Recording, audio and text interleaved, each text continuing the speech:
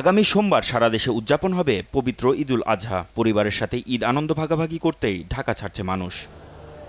ঈদযাত্রার দ্বিতীয় দিনে যাত্রীর চাপ বেড়েছে ঢাকা রেলওয়ে স্টেশনে। জটিলতা এড়াতে টিকিট দেখিয়ে কমলাপুরে প্রবেশের অনুমতি পাচ্ছেন যাত্রীরা।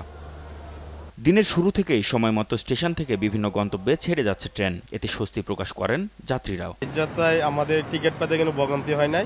ঈদযাত্রায় সুন্দর করে বাড়িতে যেতে পারছি। যখন টিকিট কাটতে চাই তখনই দেখি যে টিকিট পাওয়া যাচ্ছে না।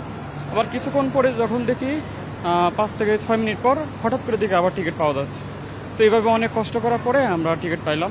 ট্রেনের শিডিউল ঠিক রাখতে সব ধরনের ব্যবস্থা নেওয়ার কথা জানান স্টেশনের manager Masud Sarwar. Eid special train, mango special train, cattle special train, সব স্পেশাল ট্রেনগুলো একসাথে যোগ হয়েছে। তো এটার সাথে আপনাকে যেটা বললাম যে প্রত্যেকটা ট্রেনে শতভাগ যাত্রী নিয়ে আমরা ঢাকা থেকে মুভ করছে। আজকে আমাদের ঢাকা থেকে দুটো ঈদ স্পেশাল ট্রেন যাচ্ছে। এক ঢাকা থেকে দেওয়ানগঞ্জ অভিমুখী দেওয়ানগঞ্জ ঈদ স্পেশাল, আর একটা হচ্ছে আজকে রাতে যাবে, সেটা জয়দেবপুর থেকে পার্বতীপুর। আপনার জয়দেবপুর থেকে পার্বতীপুর ঈদ স্পেশাল 15। বৃহস্পতিবার সকালে ঈদযাত্রা পর্যবেক্ষণ করতে আসেন র্যাবের আইন ও গণমাধ্যম শাখার পরিচালক কমান্ডার আরাফাত ইসলাম। বলেন, টিকিট কালোবাজারি বন্ধে নজরদারি চলছে।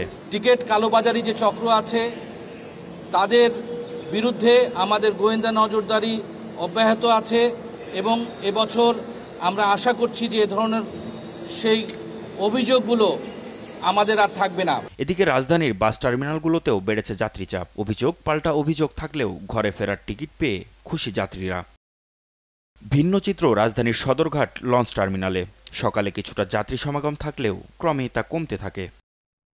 মাহমুদ হাসান, দেশ টিভি, ঢাকা।